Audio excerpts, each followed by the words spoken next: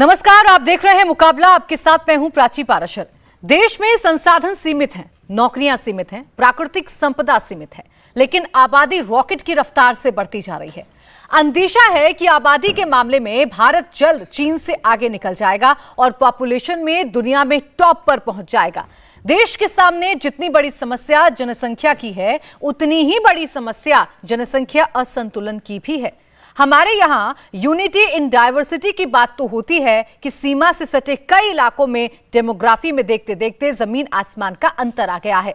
बांग्लादेश और पाकिस्तान से अवैध घुसपैठ के कारण सीमावर्ती इलाकों में मुस्लिम आबादी बेतहाशा बढ़ गई है। कई शहर, कई गांव में कुछ दिनों में मजार, मस्जिद और मदरसों की बाढ़ सी आ गई है। घुसपैठिए यहां जमीनों पर कब्जा कर रहे हैं और स्थानीय आबादी को पलायन के लिए मजबूर कर रहे हैं। संघ प्रमुख मोहन भागवत ने जो बात दशहरे के दिन कही थी, वही बात कल सर कार्यवाह दत्तात्रेय होसबोले ने भी दोहराई। संघ का मानना है कि आबादी का संतुलन दो लिहाज से बहुत जरूरी है। पहला कि देश की आबादी युवाओं की अच्छी खासी गिनती होनी चाहिए। कुछ देशों में आबादी कम करने की जिद के कारण युवाओं की संख्या बहुत घट गई है, जिसका सीधा असर देश के विकास से होता है। दूसरा ये कि हिंदू और बाकी धर्मों की आबादी का संतुलन भी बना रहे। घुसपैठ और धर्म परिवर्तन के कारण ईसाईयत और इस्लामियत जिस तरह से पैर पसार रही हैं, उससे हिंदू जनसंख्या तेजी से घट रही है। संघ के विरोधी आबादी के धार्मिक असंतुलन को राजनीतिक एजेंडा बताते हैं। दोनों तरफ से तर्क वितर्क होते हैं। तो फिर देश में आबादी असंतुलन का सच क्या है? कौन कितना सही है, कौन कितना गलत? आज मुकाबला इसी पर होगा। हमारा सवाल बहुत सीधा है, क्या देश में मुसलमान हिंदुओं से ज्यादा हो जाएंगे? क्या कोई ऐसा वक्त भी आएगा जब हिंदू देश में अल्पसंख्यक हो जाएंगे? तो देश में जनसंख्या नीति पर बहस चल रही है। आज आरएसएस के सर कार्यवाह दत्तात्रेय होसबोले प्रयागराज में थे। उन्होंने संघ की 4 दिवसीय बैठक में जनसंख्या का मुद्दा उठाया। उन्होंने कहा कि देश में सभी पर लागू होने वाली जनसंख्या नीति बने, क्योंकि मतांतरण से हिंदुओं की संख्या घट रही है, जिससे होने वाले डेमोग्राफिक बदलाव देश के लिए ठीक नहीं है। जनसंख्या एक संख्या के दृष्टि से जैसे एक परिवार में कितने रहने चाहिए? 2.1 से अधिक रहने चाहिए एक परिवार में संख्या। अब वो 1.9 से कम हो गया है। ये पिछले 10-20 वर्षों में ऐसे हुआ है। आने वाले वर्षों में बच्चों के, युवकों की संख्या कम होकर बूढ़ों की संख्या के अनुपात ज्यादा होने की संभावना आने वाले 30 वर्षों में, 40 वर्षों में एक असंतुलन है। दूसरा है, हमारे देश में कन्वर्शन होने से, मतांतरण होने से कई जगह पर संख्या हिंदुओं की कम है। उसके परिणाम भी भुगतना पड़ता है। तो पहले भी हुआ है और जगह जगह पर उसकी समस्या भी आई है। इसलिए ये जो किसी न किसी प्रकार से मतांतरण करने की कई साजिश है, यह भी एक जनसंख्या को। दूसरा, घुसपैठ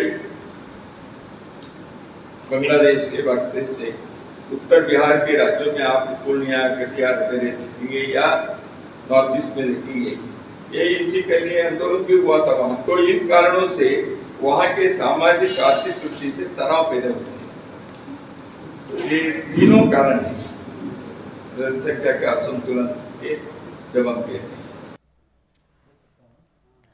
वहीं केरल के राज्यपाल आरिफ मोहम्मद खान खुलकर अपने विचार रखते हैं। उन्होंने कहा कि अल्पसंख्यक और बहुसंख्यक के हिसाब से सेकुलरिज्म की परिभाषा नहीं बदल सकती। कभी दूसरे के साथ वो मत करिए जो आप अपने साथ नहीं चाहते। वही लुल्लिल मुतफ्फिफीन, कुरान लानत भेजता है उनके ऊपर जो डबल स्टैंडर्ड अपनाते हैं। ये नहीं हो सकता कि मेरी मेजॉरिटी अगर है तो सेकुलरिज्म कुफ्र है और मैं माइनॉरिटी में अगर हूं तो सेकुलरिज्म एंड शरीयत बन जाता है। ये कैसे? अगर कोई चीज अच्छी है तो पूरी दुनिया के लिए अच्छी है, अच्छी नहीं है तो किसी के लिए भी अच्छी नहीं। और आज देखिए आपके सामने मिसाल, कोई दूर जाने की जरूरत नहीं है। 1947 में मुस्लिम लीग ने कहा हम हिंदुओं के साथ नहीं रह सकते। 25 साल नहीं लगे, मुल्क के बड़े हिस्से ने कहा, बंगाली थे, उन्होंने कहा हम पंजाबियों के साथ नहीं रह सकते। तो आज मुकाबला में हम ये सबसे बड़ा सवाल उठा रहे हैं कि देश में कौन अल्पसंख्यक है और कौन बहुसंख्यक है। क्या भारत में मुस्लिम बढ़ते जा रहे हैं और हिंदू घटते जा रहे हैं? क्या ऐसा होगा कि घुसपैठ करते करते मुस्लिम बहुसंख्यक हो जाएंगे? इस पर चर्चा के लिए हमारे साथ खास मेहमान मौजूद हैं। जल्दी से आपका तारुफ करा देते हैं। हमारे साथ प्रवेश चौधरी हैं, प्रवक्ता वीएचपी, रतन शारदा राजनीतिक विश्लेषक हमारे साथ हैं, मोहम्मद फरहान हैं हमारे साथ, AIMIM के प्रवक्ता हैं, Mohammad Atiq joint secretary IUML, Bilal Khan senior advocate हमारे साथ हैं। आप सभी का बहुत स्वागत है। नवीन चोमल जी भी हमारे साथ हैं, सीनियर एडवोकेट, आप सभी का स्वागत है। सबसे पहले मैं शुरुआत अतीक जी आपसे कर रही हूं। ये जिस तरीके की चिंता जाहिर की जा रही है, ये चिंता कितनी जायज है, कितना जरूरी है जनसंख्या संतुलन?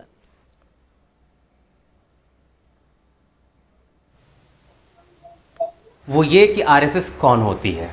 आरएसएस ना प्रधानमंत्री है, ना राष्ट्रपति है और ना ही चीफ जस्टिस है। ये कौन तय करेगा? ये सरकार तय करेगी।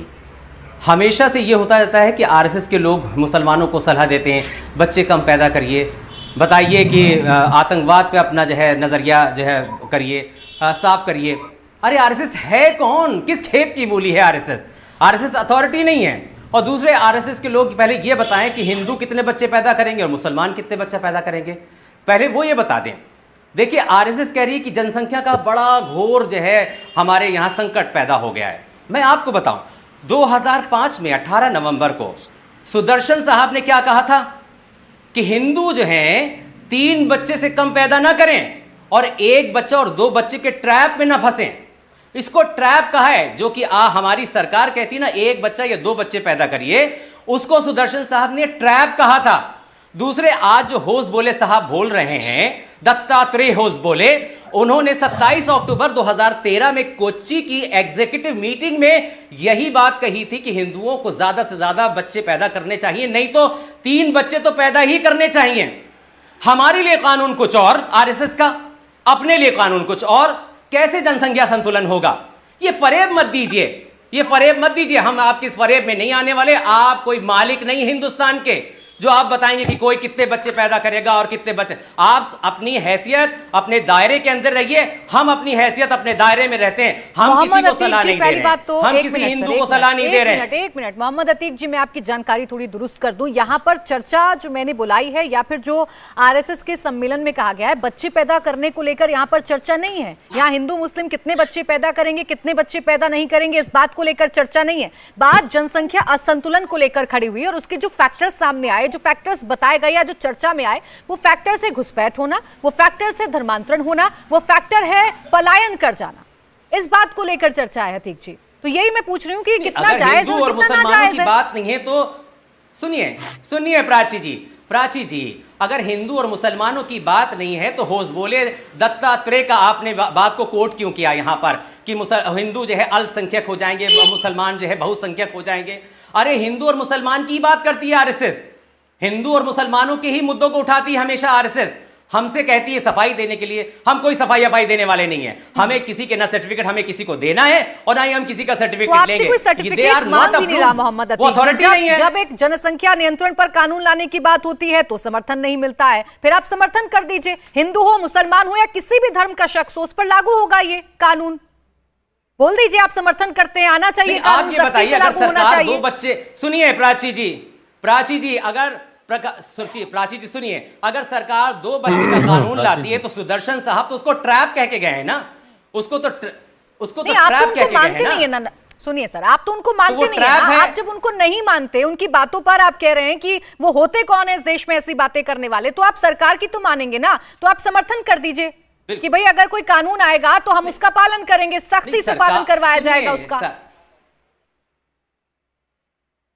सरकार अभी बहुत दूर की कौड़ी है। अभी कॉमन सिविल कोड पे सरकार ने क्या कहा है, सरकार भी ऐसे मामलों पे फूक फूक के कदम रखती है। उसको पता है कि भारत में कैसे हिंदू और मुसलमानों के बीच समन्वय स्थापित करना है। ये आरएसएस जैसे लोग नहीं कि उछले और एक पटाखा दाग दिया और सब लोग आरएसएस पर आपको आपत्ति हो सकती है, लेकिन मेरे सवाल के जवाब में आप भी मुझे गोल गोल घुमा रहे हैं मोहम्मद अतीक जी। आप भी नहीं कह रहे हैं कि हाँ हम समर्थन करेंगे अगर इस तरीके का कोई कानून आता है, उसे कोई गोल गोल नहीं घुमा रहा हूं, आप सख्ती से पालन करवाया जाएगा। मैं आगे आगे रिएक्शन ले लेती हूँ। प्रवेश चौधरी जी, जिस तरीके की अब चर्चा शुरू हो गई है जनसंख्या असंतुलन को लेकर, इस पर आपका क्या प्रतिक्रिया है? क्या ये वाकई में इस देश के लिए एक समस्या होने वाली है आने वाले वक्त में?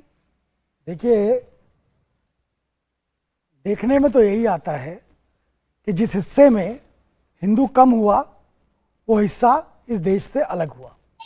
अब देखिए ना, अभी आरिफ मोहम्मद साहब ने कहा ना कि एक आया, एक तुष्टीकरण का बीज बोया गया, एक मुस्लिम कट्टरवादी का बीज बोया गया, उसका परिणाम क्या निकल कर आया? पाकिस्तान बन गया। एक बड़ा हिस्सा हमसे, जो बंगाल का हिस्सा था, बांग्लादेश के रूप में चला गया। आपको पता है प्राची जी कि लगभग 1901 में आसाम में मुस्लिम आबादी केवल 9% थी 1901 में, और आज आसाम के अंदर 45 गुना आबादी इसके हिसाब से बढ़ी है, और वही 9 गुना, 9% करीब 9 गुना करीब हिंदुओं की बढ़ी है। लगभग आज की डेट में अगर देखा जाए, 2021 के अगर देखा जाए, तो लगभग 45-46% करीब मुसलमानों की आबादी है, और 13 जिले मुस्लिम बहुल हो चुके हैं।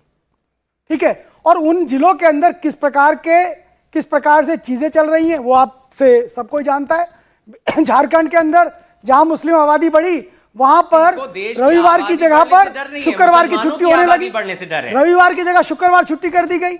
ऐसी बहुत सारी चीजें हुई। अब आप कश्मीर का एग्जांपल लीजिए ना, जम्मू कश्मीर के अंदर हिंदू आबादी कम हुई तो मुसलमानों ने क्या किया? वहां पर उनको खदेड़ करके, मार करके बाहर भगा दिया। आज भी वो अपनी भूमि पे नहीं जा पा रहे। तो मेरा कहने का मतलब यह है कि ये जो जनसंख्या का असंतुलन है, ये कहीं ना कहीं देश की अखंडता के साथ भी समस्या करेगा। क्यों? कारण क्या है? इस्लाम की समस्या है, कट्टरवादी इस्लाम की समस्या यह है कि वो दारुल इस्लाम के रास्ते को, बताए हुए रास्ते पर चलना चाहते हैं, वो दारुल इस्लाम को स्थापित करना चाहते हैं। इसी के कारण से अम्बेडकर ने कहा ना, हैदराबाद के अंदर नवाब मुसलमान है, इसलिए वहां पर मुस्लिमों का शासन होना चाहिए। कश्मीर में यदि राजा हिंदू है तो वहां पर जो है अन्याय हो रहा है, वो अनडेमोक्रेटिक हो रहा है। ये सीधा सीधा चीज है। सुनिए, मेरा भी आपसे ये सवाल है कि अगर ये समस्या है इस देश के लिए और इतना इम्बैलेंस हो रहा है, तो उस पर क्यों ना कोई कानून बन जाए और उस कानून का सब समर्थन करें। फिर उन बयानों की भी गुंजाइश नहीं है ना, जो बड़े बड़े नेताओं, बड़े बड़े राजनेताओं की तरफ से या बड़े बड़े लोगों की तरफ से दिए जाते हैं कि कितने बच्चे पैदा करने और कितने नहीं करने। देखिए, संघ तो वो करता है जो समाज सोचता है। समाज की दिशा, समाज ने सोचा कि ऐसा कानून आना चाहिए, संघ उसी को प्रकटीकरण करता है। संघ कोई नई चीज नहीं कहता। संघ तो समाज के लोगों का ही संगठन है, उन्हीं के विचारों को व्यक्त करने वाला संगठन है, विचार है। ठीक, उसी की बात कह रहा है ना। समाज में इस चर्चा चल रही है कि इस तरह का विषय आना चाहिए, तो आएगा। ठीक है, कानून आना चाहिए, आपका ये कहना है। बिलाल जी, कानून अगर कोई आ जाएगा तो उस पर सख्ती से अमल करवाना जिम्मेदारी तो सामाजिक लोगों की है ना, उन लोगों की है जो लगातार बयानबाजी करते हैं और जिनको हर चीज में ये दिखने लगता है कि मुसलमानों को दबाया जा रहा है, एक विशेष समुदाय को दबाया जा रहा है। देखिए, संघ की जो विचारधारा है वो पूरा देश समझता है कि आज संघ जो है देश के अंदर हिंदू मुस्लिम की बात करता है। उनको परेशानी स्टार्टिंग से होती है, उनको परेशानी नमाज से है, उनको दिक्कत जो है अजान से है, उनको परेशानी मदरसों से है, मदरसे सच कराने की बात करते हैं, उनको परेशानी बयान दिलाते हैं कि इस देश से मुसलमानों से कुछ मत खरीद लीजिए और जो है देश के अंदर इनका बहिष्कार कर दीजिए। आपके सारे मैं बता दूंगा लीडर है, मैं आपके बीच में नहीं बोला, ये तो आपकी विचारधारा है। और जो देश में नफरत फैलाने की, हिंदू मुस्लिम की बात करना, मंदिर मस्जिद की बात करना, ये आपके कार्यक्रम है। और आप दूसरी तरफ तो जो है मदरसे में अपने प्रमुख को भेज रहे हैं, दूसरी तरफ सर्चिंग करा रहे हैं मदरसों की। और आप जो है हमेशा जो देश के अंदर आप देख रहे हैं गोडसे के नारे लगाते हैं। आप लोग जो है देश के गांधी को नहीं मानते, गोडसे को मानते हैं। आपकी शुरू से विचारधारा ये कि देश का जो महात्मा गांधी संघ के शिविर में गए, साल तक आपके जो है महात्मा गांधी तो खुद संघ के शिविर में गए, वो नहीं फहराया गया। लेकिन आपको जो है महात्मा गांधी तो खुद संघ के शिविर में गए। अरे जो सरकार से बड़े हो गए, सरकार का कोई अगर मिनिस्टर्स हैं वो बयान दे रहे हैं तो हम उसको सीरियस लेंगे, लेकिन आप सरकार से बड़े हो जाते हैं। आपको हमेशा बयान दिलाने का काम करते हैं आप जैसे लोग कि नफरत हो हिंदू मुस्लिम की और देश में टूट पैदा हो।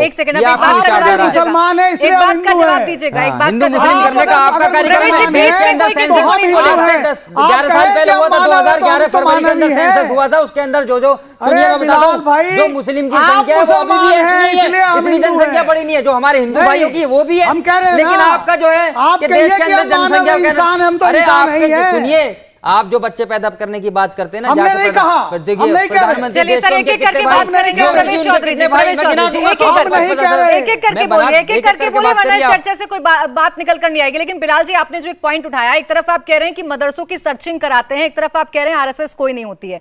पहली बात तो जो मदरसों का आप मुद्दा उठा रहे हैं, उत्तर प्रदेश में ये हो रहा है और सर्वे किए जा रहे हैं, सरकार का फैसला है। आप कह रहे हैं कि आप सरकार से बड़े नहीं हो सकते, तो सरकार के फैसले को मान लीजिए ना, आप भी तो सरकार से बड़े नहीं है। सरकार के बात की नहीं, मैं आपत्ति बता रहा है? हूँ, सरकार के फैसले को माना जा रहा है, सर्च हो रहा है, वहां पे कुछ भी नहीं मिल रहा, सिर्फ और सिर्फ तो फिर एक कोर्ट मत करिए ना। प्रोपेगेंडा बनाया जा रहा है, एक नैरेटिव सेट तो किया फिर जाता कोर्ट मत है, करिए। वहां से आतंकवादी अरे अगर निकलते हैं, कुछ उनका नहीं बयान मिला, कौन दे रहा है? अगर अरे मैम कुछ सुनिए नहीं एक मिला, मिनट। नहीं सर, चीखने बयान से तो नहीं ये होगा लोग ना, दे रहे हैं बिलाल जी चीखने से नहीं होगा, सर, चीखने से मैं नहीं चीखने नहीं होगा। रहूं, मैं मेरी बता रहा बात हूँ सुनिए सिंपल ना, आप तरीके से। पॉइंटेड बात करेंगे जी। ना। अगर आप मुझे बताइए कि सर्चिंग में कुछ नहीं निकल रहा, तो ऐसे कितने मदरसे हैं जिनको फालतू की बंद कर दिया गया उत्तर प्रदेश में? नहीं किया गया। बताइए, नहीं नाम बताइए आप मुझे। अच्छा मैं बताइए, नमाज और अजान जाने से ना लोगों को जाने से दिक्कत कुछ है नहीं होगा, नाम नहीं बताइए, है। मैं बता रहा हूँ, नाम बताइए बिल्कुल बिलाल जी। नहीं मैं बता रहा हूँ, मदरसों के अंदर जो है कुछ भी नाम नहीं मिल रहा है, बताइए। ये लोग कितने जानबूझ के मदरसे कभी बंद जो कर दिए गए? सुनिए, अरे भाई, जो कितने गवर्नमेंट मदरसे भाई सरकार बताइए, देती मदरसे है। थे, एक मिनट रमेश, एक सुनिए, सेकंड। जो कितने गवर्नमेंट मदरसे भाई बंद कर दिए गए? मैं नाम बता रहा बताइए। हूँ, जो गवर्नमेंट प्राची जी, ऑथराइज मदरसे थे आसाम वो ने चल रहे हमारे हैं, जो मदरसे रजिस्टर्ड को नहीं है close कर उनके लिए दिए वो गए दी गई है, कोई बंद और नहीं उत्तर किए गए प्रदेश में हैं, कई उनको जो है मदरसों सरकार को को आंकड़ा देना अवैध पड़ेगा क्या करार मदरसे में क्या देके चल रहा है। बातों को घुमा रहे हैं ना आप, उसकी कोई स्टे लगा है, बातों को वो घुमा रहे बंद नहीं कर हैं। उनका अगर बातों को आप ही सुनिए, घुमा रहे हैं ना। मैं ये पर्सनल मदरसा प्रोपेगेंडा चला रहा हूँ, फैलाने अपने का घर में काम, चला ये सकता हूँ, प्रोपेगेंडा मुझे- फैलाने का नहीं चला काम सर सकते। आप क्यों नहीं जैसे चला लोग ही सकते? कर रहे हैं। मेरे घर में प्रोपेगेंडा मदरसा नहीं मत चल सकता, चलाइए। क्यों आपको क्या आपत्ति जब है? सरकार अगर से मैं कोई कोई बड़ा पढ़ाई दे नहीं रहा है, जब सरकार से कोई बड़ा नहीं है, तो आप और मैं भी सरकार से बड़े नहीं है, हमें उनके फैसलों को मानना होगा। रतन शारदा जी, ये जो कॉन्ट्रोडिक्शन है या जिस तरीके की मांग उठ रही है, ये मांग कितनी जायज है? क्या वाकई में ऐसा प्राची कानून जी, आना चाहिए अगर जिससे ये RSS जनसंख्या कोई इम्बैलेंस गैर खत्म हो संवैधानिक जाए? कार्य करेगा तो हम उसको अतीक भी जी, नहीं अपनी बारी का मानेंगे, इंतजार कर और लीजिए सर, सरकार अगर प्लीज। कोई गैर संवैधानिक कार्य करेगी तो हम उसको भी नहीं मानेंगे। अरे भैया आप चुप करिए ना भैया, आप तो अतिक का तो बोलना ही बनता नहीं था, आए हैं यहाँ पर बहुत शीखी मार रहे हैं। मैं इनकी बात पहले समाप्त कर दूं ताकि मैं मुद्दे पे आऊं, ये लोग मुद्दे भटका रहे हैं। ये मुस्लिम लीग जिसने देश को जनसंख्या के आधार पर बांटा, वो आज आकर छाती चौड़ी करके ऐसी बातें करते हैं, उनको शर्म आनी चाहिए। जिन्होंने जनसंख्या आधार पर देश को बांटा वो मुस्लिम लीग का बंदा यहाँ आता है।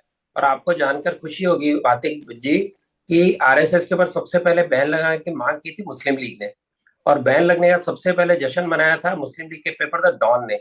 तो इससे आपको पता चलता है मुस्लिम लीग को आरएसएस से बिल्कुल, आरएसएस पे तो आज भी बैन लग जाना चाहिए। आरएसएस एक गैर संवैधानिक संस्था है, उसने कैसे हिंदू बैन लग मुसलमानों जाएगा? को बांटा है, और आरएसएस पे बैन हिंदुस्तान की गवर्नमेंट ने 2 बार लगाया है। मोहम्मद साहब, और आप आपके तो पूरे भारत कोरोना में टाइम पे जरूरत नहीं सरकार पा किसी को। के ऊपर बैन लगाने की बात कर रही है। प्रवेश जी, प्लीज, मैं आपसे रिक्वेस्ट कर रही हूँ, अपनी बारी का इंतजार भारत करिए। के पहले सब गृह एक साथ मंत्री, चीखेंगे तो चर्चा से कोई बात पहले निकल गृह कर मंत्री नहीं जी आएगी। थे, कहा अतीक था जी, कि एक मिनट आरएसएस शांत पे हो बैन जाइए। लग जाना चाहिए। बात आप करूं मुस्लिम लीग मैं? की बात करने मत दीजिए करिए। रतन जी को, एक सेकंड शांत हो जाइए सर, वरना मुझे फीडर डाउन अब करना मैं होगा मुख्य आपका। मुद्दे पे आता हूँ। मुद्दे रतन जी। भटकाने की बात नहीं है। इस देश के अंदर दुनिया का आप फीडर डाउन कर दीजिए, 2% मुझको जमीन प्रॉब्लम है। नहीं, अगर आप अरे नहीं मैं चुप लेना करिए, आप चाहती तो कोई आपको प्रॉब्लम नहीं। हर दरअसल चीज में बहस विक्टिम करने की कार्ड बात खेलना नहीं है। बंद कर दीजिए अतीक जी। आप चर्चा बहस का एक करना बंद तरीका करिए, होता है, आप मुझे बाकी नहीं करने बहस दीजिए इस करना। तरीके से चर्चा।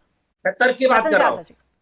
जी। इस देश के अंदर 2.8% लैंड है, दुनिया का 2%, 4% पानी है और 16% आबादी है। पानी पूरी कौन करेगा? इस देश के अंदर डेंसिटी जो है सारी दुनिया में सबसे अधिक डेंसिटी वाले देशों में भारत है। वो किस प्रकार से सबको पालेगा, इसकी चिंता हमें होनी चाहिए। इस देश के अंदर आबादी दुनिया की दूसरे नंबर के, अब 1 नंबर के होने वाली, इसकी चिंता हमने करनी चाहिए। दत्ता जी ने क्या कहा कि अगर हम फैमिली प्लानिंग को एक अदर सिरे पे लेके जाएंगे तो जैसे जिस तरह चीन और जापान में हो रहा है कि बूढ़े लोग आने वाले 20 साल में बचेंगे, तरुण पीढ़ी नहीं बचेगी, वो भी हमें नहीं करना है। हमें बैलेंस तरीके से अपने पॉपुलेशन को कंट्रोल करना है। अब जहां तक बात आती है पॉपुलेशन इम्बैलेंस की, पाकिस्तान, बांग्लादेश, कश्मीर का हाल क्या हुआ हमें पता है। अगर आप कहते हैं कि मेजॉरिटी माइनॉरिटी की बात है कि केरल के अंदर भी जहां पर मुस्लिम बहुल इलाके हैं वहां पर हिंदुओं को छूट नहीं है अपने धार्मिक कृत्य कर सके। सारे दुनिया में, सारे भारत में ये हाल है, यूरोप में भी ये हाल है। अब जहां तक ये मुस्लिम मेजॉरिटी इन्फिल्ट्रेशन की बात है, ये 1990 की स्टडी आपको बता रहा हूँ कि जो पॉपुलेशन बढ़ी है वो सारे भारत से अधिक बंगाल, आसाम और बिहार के बॉर्डर इलाकों में बढ़ी है, जहां पर वो सिद्ध करता है कि इन्फिल्ट्रेशन हुआ। खुद यहाँ की सरकार ने कहा था कि 2 करोड़ इन्फिल्ट्रेशन बांग्लादेशी भारत में आए हैं। यहाँ पर ज्योति बसु ने खुद कहा था 1999 में कि यहाँ पर इन्फिल्ट्रेशन बहुत हो रहा है और हमारे यहाँ पर लोग आ रहे हैं। तो उसके बाद में बुद्धदेव भट्टाचार्य ने कहा उनको अपनी कुर्सी छोड़नी पड़ी। बंगाल, आसाम के अंदर नॉर्थ डिस्ट्रिक्ट मुस्लिम बहुल है, 40% मुस्लिम आबादी है, और वो कहाँ से है? वो सारे यहाँ के नहीं है, क्योंकि आबादी का जो स्पीड है बढ़ने की वो आसाम की बाकी जगह से अलग है क्योंकि बाहर से इंप्लीमेंटेशन हो रहा है। बंगाल के अंदर 3 मुस्लिम मेजॉरिटी डिस्ट्रिक्ट हो चुके हैं और 24 परगना, ठीक है कलकत्ता, रतन हावड़ा, जी, यानी वही बात है जो आज फैक्टर्स गिनाए गए, वही फैक्टर्स आप बता रहे हैं कि यहाँ बात ये बाहर से आए लोग हैं। तो अगर यहाँ बात आप भारतीयों की नहीं हो रही है, हिंदुस्तानियों की नहीं हो रही है, यहाँ बात उन लोगों की हो रही है जो बाहर से आ रहे हैं, जो घुसपैठी हैं, जिनकी वजह से पॉपुलेशन इम्बैलेंस हो रहा है। फरहान जी, अगर कोई भी इस देश की जनसंख्या को लेकर, एक सेकंड जी, आखिरी पॉइंट, जी आबादी जल्दी का कंप्लीट अगर करेगा। हिंदुओं का 2.1 है, मुसलमानों का 2.6 है, मुसलमानों का 4.4 से घट के 2.6 हुआ है। ये मैं इनको बताना चाहता हूँ, इनको पता नहीं है। और हिंदुओं का 2.6 से 2.1 हुआ है। तो भी 2050 के अंदर मुस्लिम आबादी बढ़ेगी 78%, भारत की आबादी, हिंदू की आबादी बढ़ेगी 33%। ये सारे इम्बैलेंस गलत आंकड़ा है आपका, बिल्कुल गलत आंकड़ा है। प्रोपेगेंडा मत फैलाइए यहाँ पर बैठकर। रिसर्च की बात कर रहा हूँ, अपने घर की बात अरे कर सर रहा ठीक है, एक सेकंड मोहम्मद फरहान जी का भी लेने दीजिए सर, सब मेहमानों को चर्चा में ले आऊं मैं, उसके बाद फिर ओपन करेंगे। मोहम्मद फरहान जी, जब भी कोई इस तरीके की बयानबाजी होती है, जब भी एक चर्चा चलती है जनसंख्या नियंत्रण को लेकर, तो उसमें आपको ऐसा क्यों लगने लगता है कि एक समुदाय को टारगेट कर रहे हैं, एक समुदाय को डरा रहे हैं, ये तो एक समुदाय विशेष के खिलाफ है, ऐसा क्यों लगने लगता है आपको? प्राची जी मेरी आवाज सुन पा रही ना? मैं सुन पा रही हूँ फरहान जी, बोलिए आप ऐसा करिए, सीनियर एडवोकेट नवीन चोमल जी से पहले ये राय ले लीजिए उनकी, उसके बाद फिर मैं सबसे आखिरी में बोलूंगा। मुझे कोई आपत्ति नहीं आखिरी में बोलने पर, इसलिए वो सीनियर एडवोकेट हैं, उनकी आप राय ले लीजिए, इसके बाद मैं बोलूंगा। धन्यवाद। आप अपनी बात रखिए, मैंने आपसे सवाल किया है, सवाल का जवाब दे दीजिए। नहीं, आप उनसे कर लीजिए, मैं नहीं दे पाऊंगा, आप उनसे इसके बाद सबसे आपके आखिरी में अकॉर्डिंग थोड़ी ना चलेगा, आपको काउंटर करना है रतन चारदा जी की बात का, या आपको काउंटर करना है प्रवेश चौधरी जी का, तो करिए ना, आप बेवजह उलझने लगते हैं। नहीं, हम आपके अकॉर्डिंग भी नहीं कर पाएंगे। आप एंकर नहीं है, एंकर प्राची, नहीं, आप एंकर हैं तो नहीं है, आप मत बोलिए बीच में। आपसे मैंने नहीं, आपसे मैंने कहा है, आप एंकर है तो बात है ना फरहान जी, जब आपसे आपकी जिम्मेदारी को लेकर सवाल पूछे जाते हैं तो आप भागने लगते हैं। बोल रहे हैं बीच में? ठीक है, मैं नहीं आ रही हूँ, जब आपका मन करे फरहान जी, मैं बेवजह मुद्दे को भटकाऊंगी नहीं, अगर आपका मन करे तो आप बोलिएगा, फरहान जी बोलिएगा जब आपका मन करे। मैं ले लेती हूँ, मैं चली जाती हूँ नवीन जी के पास, मैं चली जाती हूँ नवीन जी के पास, वरना उलझे रह जाएंगे और चर्चा नहीं हो पाएगी। नवीन जी, जिस तरीके की बातें हो रही हैं, क्या वाकई में ये पॉपुलेशन इम्बैलेंस जो है ये टारगेट किया जा रहा है, या ये टारगेट करके बयान दिए जा रहे हैं, या ऐसी समस्या इस देश में है जिस पर विचार करना चाहिए? समस्या वास्तव में बहुत गंभीर है और रतन जी ने जो बात कही है उसे मैं पूरी तरह सहमत हूँ, परंतु मैं उसके आगे कुछ कहना चाहता हूँ। प्राची जी, देखिए, ऐसा है कि संकट सामने आगे खड़ा हुआ है, तो यदि हम आंखें बंद कर ले तो संकट जाने वाला नहीं है, संकट तो आया हुआ ही है। तो आप जो इस्लामियों की जो मॉडस ऑपरेंडी देखिए पूरे विश्व में, वो एक है कि उनको दरुल इस्लाम सिद्ध कर रहे हैं पूरे विश्व में। उन्होंने देखिए सीरिया में भी यही किया, लेबनान में भी यही किया, जहाँ पे उनकी पॉपुलेशन पहले बहुत कम थी, उन्हें थोड़ा सा प्रोत्साहन दिया गया, तो उन्हें अनुमति दी गई, वहां पे पॉपुलेशन बढ़ी, और सीरिया और लेबनान की जो निवासी थे, मूल निवासी, उनके क्या किया गया इतिहास जानता है।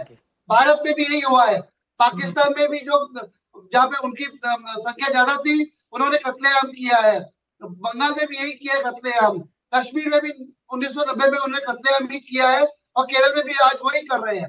तो आप देखिए कि इस वक्त देश के आगे बहुत बड़ा संकट है, अभी भी समय है कि हम समय के चलते जागरूक हो जाए। एक कुछ समविचारी मुसलमान समाज के भी लोग हैं, हम सब मिलके अपने पॉपुलेशन को कंट्रोल करें, इनका जो कन्वर्जन है, इन्फिल्ट्रेशन है, उस पर रोक लगाए, ताकि जो पॉपुलेशन का बैलेंस बना रहे, समतोल बना रहे, ताकि अपना देश डेमोक्रेटिक मार्ग पे आगे चलता रहे।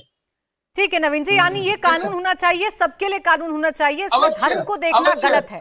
अगर कोई भी धर्म या मजहब को देख रहा है तो ये एक झूठा प्रोपेगेंडा है, या आप इसे कह सकते हैं कि इस देश के खिलाफ है ये तमाम चीजें, क्योंकि हम तो बात कर रहे हैं जनसंख्या नियंत्रण की, हम तो बात कर रहे हैं इम्बैलेंस की, इस पर चर्चा लगातार जारी रहेगी। फरहान जी, अब मुझे बीच में ब्रेक लेना होगा, ब्रेक से जब वापस लौटेंगे मैं आपके पास आऊंगी। सर, उम्मीद है आप मेरे सवाल का जवाब देंगे कि ये जब भी ऐसी बातें होती हैं तो क्यों लगने लगता है कि एक विशेष समुदाय को टारगेट किया जा रहा है।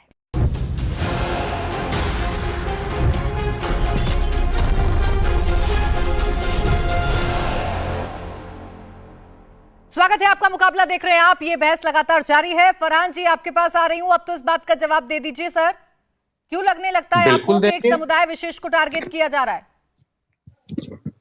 देखिए ऐसा है प्राची जी, भारतवर्ष में आज से 30 वर्ष पहले जनसंख्या नियंत्रण कानून की आवश्यकता थी, मगर अगर भारतीय जनता पार्टी सरकार को ये लगता है कि नहीं ये बिल आना जरूरी है, तो जो बहुताय है, जो बहुताय है, जो 87% वाला आबादी वाला व्यक्ति है, उस पर ये बिल ले आए, कोई दिक्कत नहीं, हम उसका स्वागत करेंगे। पार्लियामेंट में भी खड़े होकर इस बात का स्वागत किया जाएगा। बात क्यों रहे हैं सर? दूसरी बात मैं बताना चाहता हूँ, बात क्यों रहे फरहान जी? दूसरी बात मैं जी, बांट क्यों रहे इस देश को? आप अलग कानून हो तो गए सबके क्या? लिए आएगा ना? नहीं बांट नहीं रहे, कानून तो सबके लिए, कैसी बातें कर रहे हैं फरहान जी? नहीं, ये कैसी बातें हैं आपकी कि बहुसंख्यकों के लिए कानून आए? ये तो बहुत गलत बात कर रहे हैं आप। ये देश संविधान से चलता है फरहान जी, मैं आपको याद दिला दूं। ये देश संविधान से चलता है और इस संविधान में सब बराबर है। कानून आएगा तो सबके लिए आएगा। नहीं, सुन लीजिए, उसी संविधान ने हमें 29 और 30 के तहत, आर्टिकल 29 और 30 के तहत हमें माइनॉरिटी का दर्जा दे रखा, उसी संविधान ने, आपने नहीं दिया है दर्जा। अरे कब तक ये माइनॉरिटी का ढोल बजाओगे भाई? अभी कितनी तो संख्या कोई बढ़ चुकी है। ये क्या माइनॉरिटी तो लिंग्विस्टिक माइनॉरिटी भी है।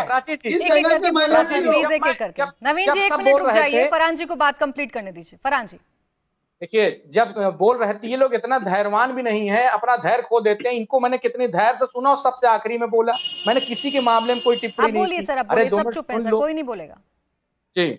इसके बाद मैं बताना चाहूंगा मैडम, सुनिए, जो आंकड़े गिना रहे थे हमारे भाई साहब, जनसंख्या वृद्धि दर, प्रजनन दर, रिप्लेसमेंट रेशियो और गर्भ निरोधक के तरीके की डिमांड सप्लाई का अंतर बताता है कि इस देश में जनसंख्या नियंत्रण कानून की आवश्यकता नहीं है। दूसरी बात मैं कहना चाहता हूं, राष्ट्रीय परिवार स्वास्थ्य संरक्षण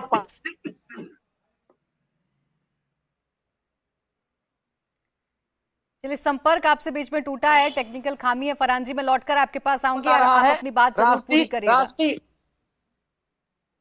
सर आपकी आवाज बीच में कट गई। सर्वेक्षण रिपोर्ट 5 की जी, राष्ट्रीय स्वास्थ्य सर्वेक्षण 5 की रिपोर्ट ये बताती है, राष्ट्रीय स्वास्थ्य, मैडम जल्दी अगर करना हो तो प्लीज हम आज जोड़ते हैं बोलवा बीच में सर आवाज कट रही थी, इसलिए बोल रही हूं मैं आपको। संपर्क टूटा था, उलझिए मत, टॉपिक पे रहिए, उलझिए मत, टॉपिक पे रहिए। नहीं, हम नहीं बोल पाएंगे मैडम, आप मुझे नहीं बोलना, मत प्लीज, मुझे आगे से मत बैठाया करिए मैडम, हम आपको कह रहे हैं। अपनी बात से क्यों उलझते हैं आप? अपनी बात नहीं, आपको इतनी जल्द मैडम, अरे संपर्क टूटा था सर, उसमें मेरी दिक्कत थोड़ी ना है, तकनीकी खामी थी, इसलिए मैंने बोला था। नहीं, ये अल्पसंख्यक होने के कारण से हो गया। रमेश एक सेकंड, हाँ ठीक है, नहीं हम नहीं बोल पाएंगे मैडम, सॉरी। आपको मेरे सवाल का जवाब नहीं देना, आप अपनी ही बातों में फंस गए हैं। तो बहुत अच्छा तरीका ये कह देना सॉरी हम नहीं बोल पाएंगे। सबसे आखिरी में बहुत गलत तरीका है फरहान जी, बहुत गलत तरीका है। पहली बात तो आपका ये कह देना कि ये कानून बहुसंख्यकों के लिए आए, यही गलत था आपका। इनकी विचारधारा ही गलत है। बिलाल जी इस बात का काउंटर बिल्कुल, अगर इन्होंने कहा इंसानियत की बात अभी होनी चाहिए, तो अभी इनको ये भी माने फिलिस्तीन में कितने मुसलमानों को काटा गया, सीरिया के अंदर, पाकिस्तान के अंदर लगातार मुसलमानों को मारा जा रहा, पीटा जा रहा, बहुत सारी जगहें ऐसी जहाँ पे मुसलमान खुद पर तारीफ है। हर देश के अंदर मैं बता रहा हूँ, ये आप इसमें हिंदू मुस्लिम, अभी इनका जवाब दे रहा हूँ मैं। वकील सीनियर एडवोकेट ने अपने कहा ना, इंसानियत की बात करी तो हर देश की इंसानियत की बात होनी चाहिए, कोई भी हो। बर्मा के अंदर मुसलमानों को काटा गया, उस पर कोई जिक्र नहीं करेंगे। लेकिन अभी आप एकदम से भड़क गई थी। मैं बताना चाहूंगा, इस देश के उत्तर प्रदेश के मुख्यमंत्री ने 80-20 की बात करी थी, उस पर तो किसी को एतराज नहीं हुआ। कब्रिस्तान और शमशान की बात की जाती है इस देश के अंदर, और जो है इसके अंदर कहा जाता है कि कपड़ों से पहचाना जाएगा। होली और दिवाली को लेकर ईद की बात की जाती है। ये कौन से वो लोग हैं जो बांटने की बात कर रहे हैं? उन पे भी कोई सवाल उठा दिया करें। अगर हम बात कर रहे हैं कि भाई देश के अंदर कानून आना चाहिए दोनों के लिए, जो है कि जनसंख्या बढ़ रही है, हिंदू की भी इतनी बढ़ेगी, मुसलमान की भी इतनी बढ़ेगी, लेकिन आप जो है टारगेट करते हैं कि मुसलमानों की इतनी बढ़े। कौन सा उसमें दिखाइए, 2050 के अंदर भी यही चलता रहेगा, कोई खतरा नहीं है जनसंख्या का। लेकिन आपको खतरा आ जाता है क्योंकि आपको इलेक्शन में जो है राजनीति, गुजरात में इलेक्शन आ रहा है, अब आगे जाके आगे इलेक्शन में आ गया आप, इसलिए दिक्कत है। इसलिए आपके पास यही मुद्दे रह गए, चाहे वो सीए को लेकर, घर वापसी को लेकर, चाहे मंदिर मस्जिद का मामला हो, चाहे आप जो है आज ये करा रहे हैं कि मदरसे सर्च करा रहे हैं, फिर वक्फ बोर्ड को लेकर आएंगे, नमाज को, लाउड स्पीकर को, ये मुद्दे आपके हैं। इसके अलावा कोई मुद्दे नहीं है आपके पास। एजुकेशन को लेकर मुद्दा नहीं है, महंगाई कोई मुद्दा नहीं है। देश के अंदर आज जो है युवा परेशान है, 2 करोड़ युवाओं को रोजगार देने की बात करी, कोई बात नहीं, कोई जिक्र नहीं करेंगे उस पर। आप खुद अपना जो है विकास चाहते हैं, अपने लोगों का विकास हो इस देश के अंदर। अपनी जो राजनीतिक पार्टियां, आपके मंत्री, मुख्यमंत्री, उसके अलावा आम लोगों से जनता है जो हिंदू मुस्लिम और सिख ईसाई सब साथ में रहना चाहते हैं ना इस देश के अंदर, उनसे आपको नफरत है। चलिए सर, इस बात पे आपने ये बात तो कह दी कि कानून सबके लिए आना चाहिए और सब पर लागू होना चाहिए, हालांकि लेकिन आपने जरूर लगाया, लेकिन मैं इस बात को जरूर समझूंगी कि कानून सबके लिए जरूरी है और यहाँ कोई धर्म नहीं ढूंढ रहा, कोई मजहब नहीं ढूंढ रहा, बस एक इम्बैलेंस की बात थी, वो भी बाहरी लोगों का तर्क दिया जा रहा है, वो फैक्टर्स बताए जा रहे हैं। प्रवेश जी, प्राची जी ये कह रहे हैं इनको इतिहास की कुछ घटनाएं याद करा देता हूं। कराइए। इस देश के अंदर राजनीति और राजनीतिक लाभ और सत्ता की को चाटने का जो शौक था वो इस देश के मुसलमानों को था, इसीलिए इसी का कारण था कि सुनिए इसी का कारण था कि अंग्रेजों के कहने पर मुस्लिम लीग बनी। अंग्रेजों से तो आप माफी मांगते थे, पूरा भारत यही कारण था, यही कारण था कि आप लोगों ने लिखित में माफी मांगी। सावरकर जो आपके गुरु हैं, आपके बॉस हैं, जिनको आप मानते हैं, उन्होंने अंग्रेजों के तल पे चाटे, उन्होंने माफी मांगी। हमने हमेशा अंग्रेजों के खिलाफ लड़ाई लड़ी और जिसने भारत देश को तोड़ने की बात करी उन लोगों के खिलाफ हमने आवाज उठाई। हमेशा हमारे उलमाओं ने कुर्बानी दी इस देश के लिए। हमें आप बताओगे याद करते, हम लोगों ने हमेशा अपने भारत के लिए सबसे पहले आगे रहे और इस देश का जो सबसे बड़ा साइंटिस्ट रहा एपीजे अब्दुल कलाम, उसको आप बाहर निकालेंगे। लेकिन जो लोकसभा का एमपी प्रवेश वर्मा कहता है मुसलमानों का बहिष्कार करिए, आप नहीं कर पाएंगे। कोरोना कितने जोर लगा लीजिए, मुसलमानों को इस देश से ना निकाल सकते, ना आप कोई बात कर सकते। जो लोग यहाँ पर सेकुलर लोग हैं वो जानते हैं आपकी राजनीति, आपकी मानसिकता समझते हैं। देश में आग लगाने के अलावा आप लोगों ने कुछ नहीं किया। मैं नहीं सुन पा रही हूँ आप दोनों की, तो मेरी जनता क्या सुनेगी, मेरे दर्शक क्या सुनेंगे? एक एक करके बोलिए, मुद्दे को मत बोल घुमाइए, अपनी अपनी बातें मत करिए। प्रवेश जी और विराज जी, एक सेकंड सर, एक सेकंड, जनता सब देख रही है, दर्शक सब देख रहे हैं सर, मैं नहीं समझ पा रही आप लोग क्या कहना चाह रहे हैं। अगर एक दूसरे से ऐसे ही भिड़ना है तो फिर चर्चा नहीं हो पाएगी ना। मुझे समझ में नहीं आ रहा आप दोनों क्या बातें कर रहे हैं, तो मेरे दर्शक तो सब समझेंगे। विराज बीच में नहीं, बीच में नहीं, बीच में नहीं, इनकी गिनतियां गिना दी, इतिहास का आईना इनको दिखा दिया। इतिहास के आईने में आपने क्या किया अंग्रेजों से, और आज आपको भी खुद कर आप रहे हैं, एंकर हैं, आपको मालूम है आज भी कर रहे हैं। आरएसएस के लोगों ने लिखित में माफी मांगी है और मैं आपको लेटर भी दिखा दूंगा, गूगल से लेकर सारे साइटों पे पड़ेगा आज आपके साथी हैं, लेकिन वो आपके लोग अरे आप बात को पूरी तो करने दीजिए, उस घुसपैठिया का विरोध करिए और प्रवेश जी ऐसी बातें करिए जो इस चर्चा में किसी को ठेस ना पहुंचाए। प्रवेश जी, हम तो बैठकर हल निकालने बैठे हैं ना। प्राची जी इन्होंने बात करी, क्योंकि मैं प्रोफेसर हूँ पेशे से, मैंने इतिहास गिना दिया इनको। इतिहास कहाँ, कौन से माफी मांगी? इतिहास आपको नहीं पता कि आरएसएस के लोगों ने सावरकर साहब ने माफी मांगी थी, तो आपको दिखेगा कि आपने किया क्या है। जो आपका अपना इतिहास है उसको पढ़ लेते हैं आप लोग, हमारा भाई आपने जुदा कर दिया, हमसे हमारा भाई आपने जुदा कर दिया। अरे जिस हिंदू ने हमेशा ये कहा कि अल्लाह, हिंदू ने कहा ना, हिंदू महिला और मुस्लिम महिला भी कहती है ना आवत के अंदर कि अल्लाह मियाँ भौजी को दियो कन्हैया जैसो लाल। लोग हैं बिल्किस बानो जो गुजरात में आपकी सरकार है उसका बलात्कार हुआ, 3 साल की बेटी को मार दिया गया, उस पर आवाज नहीं निकलती आप लोगों की। यहाँ बैठ के हमें सुना रहे हिंदू मुस्लिम की बात, एक कोई से आरएसएस के लीडर ने बता दिया आवाज नहीं उठाई, नहीं उठाता क्योंकि उसको उसमें मुस्लिम नजर आता है। अब एक सेकंड, इसी देश की बेटी थी, बताइए आपने गुजरात की सरकार ने क्यों रिलीज किया? रुक जाइए, अब मैं अतीक जी के पास चली जाऊं अगर आप दोनों की बात हो गई हो, लेकिन मैं फिर आप दोनों को दोहरा दूं ना, तो मैं समझ पाई एक भी लाइन मेरे पल्ले नहीं पड़ी। आप क्या कह रहे थे दोनों, एक एक करके बोलेंगे, किसी के बीच में इंटरवीन नहीं करेंगे तो ज्यादा बेहतर रहेगा, क्लियरिटी रहेगी। सुनना नहीं चाहते ना, गलत थोड़ी सुनेंगे हम लोग बैठ के यहाँ पे। नहीं कहेंगे ना जो दूसरे को ठेस पहुंचाए फिर दूसरे को प्रवोक करे। इनके फैक्ट्स को ठीक किया है, नहीं ऐसे कोई नहीं करेगा। अतीक जी जरा अतीक जी को स्क्रीन पर ले आइए। अतीक जी, ये जिस तरीके की बहस हो रही है, सवाल तो ये है कि इसमें हिंदू मुस्लिम ढूंढना कहां है। मैं तो चर्चा इस बात को लेकर कर रही थी कि क्या वाकई में इम्बैलेंस हो गया है, और इम्बैलेंस हो गया है तो वो सुधरेगा कैसे? कानून से। जाहिर सी बात है, जब कोई कानून आएगा तो हम उसको भी देखेंगे। अगर वो संविधान सम्मत होगा तो उसको समर्थन दिया जाएगा, और संविधान सम्मत नहीं होगा, अगर आरएसएस कोई संविधान सम्मत काम नहीं करेगी तो उसका भी विरोध किया जाएगा, और सरकार अगर कोई संविधान सम्मत काम नहीं करेगी तो उसका भी विरोध किया जाएगा, क्योंकि हम विपक्ष में। अच्छा, अभी एक साहब यहां बैठ के जो है बहुत बड़ी बड़ी इतिहास की बातें कर रहे थे, मैं उन सब बातों में जाना नहीं चाहता। प्राची जी, उसका इस डिबेट से कोई लेना देना नहीं था, लेकिन क्योंकि इल्जाम लगा है तो उसका जवाब देना मेरे लिए बहुत जरूरी है। इन्होंने कहा कि मुस्लिम लीग जो है कभी हिंदुओं के साथ रहना नहीं चाहती थी। उनको मुस्लिम लीग कभी हिंदुओं के साथ रहना नहीं चाहती थी। इनको पता होना चाहिए कि जब लखनऊ पैक्ट हुआ है, उसमें जब कांग्रेस और मुस्लिम लीग का लखनऊ पैक्ट हुआ है, उसमें मोहम्मद अली जिन्ना को हिंदू मुस्लिम कम्युनिटी का हेड बनाया गया था। दूसरे उन्होंने यह कहा कि मुस्लिम लीग ने कहा कि आरएसएस पे बैन लगा देना चाहिए। भारत के पहले गृह मंत्री ने कहा था कि आरएसएस इस लायक नहीं है कि आजाद घूमे, इस पर जो है बैन लगा देना चाहिए था। मुस्लिम लीग की बात ना करें, अब भारत के पहले गृह मंत्री की बात करें। और इसके बाद हिंदुस्तान की सरकारों ने इनके ऊपर 2 बार बैन लगाया है, वो उसमें मुस्लिम लीग का कोई हाथ नहीं है। लिहाजा जो है ये अपने होश के नाखून दे, हर तरफ ढेले चलाने से कोई फायदा नहीं होगा। हम बता देते हैं, बात करें, पता नहीं कौन सा इतिहास पढ़कर आते हैं। हम आपको बता देते हैं आतिक साहब, सुनिए मुस्लिम लीग जब 35% रिजर्वेशन, सुनिए इंटरव्यू मत करिए, प्राची जी इनको रोकिए। सुनिए, जब मुस्लिम लीग ने 35% रिजर्वेशन हिंदुस्तान में मुसलमानों के लिए मांगा, क्योंकि जब डेमोक्रेसी आती है जिसमें नंबर जिसके ज्यादा होते हैं और वो अल्पसंख्यक होता है कोई आदमी, तो उसमें जो है वो रूलिंग पार्टीज में नीचे में चला आता है। तो उन्होंने कहा था कि 35% रिजर्वेशन मुसलमानों का फिक्स कर देना चाहिए ताकि मुसलमानों की आवाज कभी दबने ना पाए।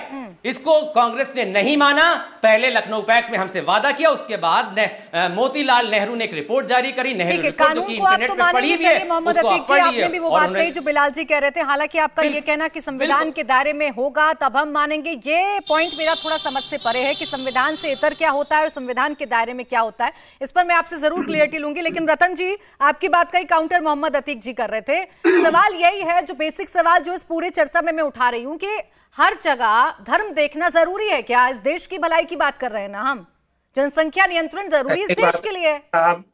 अतीक साहब सुन लें कि जब इन्होंने लखनऊ पैक्ट तोड़ा कांग्रेस, तो उसका उत्तर मुस्लिम लीग ने कैसे दिया? डायरेक्ट एक्शन, कलकत्ता, हजारों लाखों लोगों की मौत, पार्टीशन, हजारों लाखों लोगों की मौत। तो कृपया वो बातें याद मत करें, आपका यहाँ बैठना ही शोभा नहीं देता मुझे।